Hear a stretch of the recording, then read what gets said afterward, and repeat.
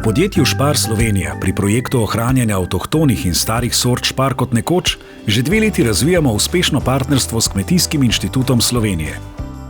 Na inštitutu skrbijo tudi za obsežno zbirko fižola, ki jo uporabljamo kot vir za žlahtnjenje slovenskim razmeram prilagojenih, odpornih in slovenskemu potrošniku všečnih sort.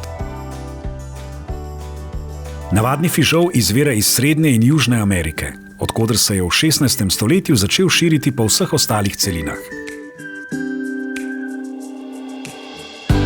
Pri nas se je hitro udomačil, saj je že Janez Vajkard Valvazor opazil in v slavi Vojvodine Kranjske zapisal, da je pridelava fižola razširjena po vsej deželi.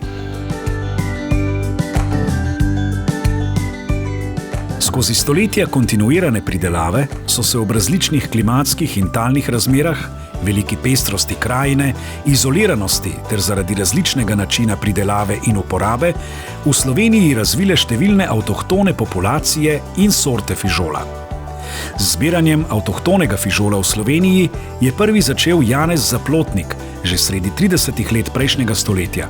Do danes pa se je zbirka, ki jo hranijo v genski banki, razširila na preko 1000 genskih virov fižola, zbranega na področju celotne Slovenije.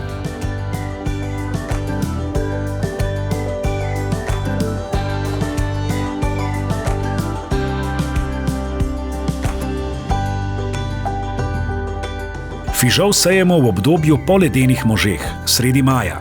Kmalu potem, ko bilke pokukajo na plano, pa moramo začeti razmišljati o opori za rast, palicah ali vrvicah. Fižol cveti približno 2 tedna.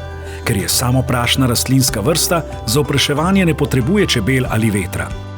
Kmalu po cvetenju se začnejo tvoriti majhni stročki, ki se nato razvijajo v strok.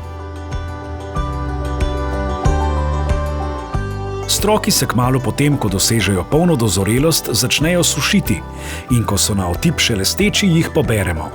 To naredimo v sončnem in toplem vremenu in nikakor ne zjutraj, ko je fižol še vlažen. Dobro posušene stroke oluščimo in fižol skuhamo takoj ali pa ga v suhem, temnem in hladnem prostoru shranimo za zimo.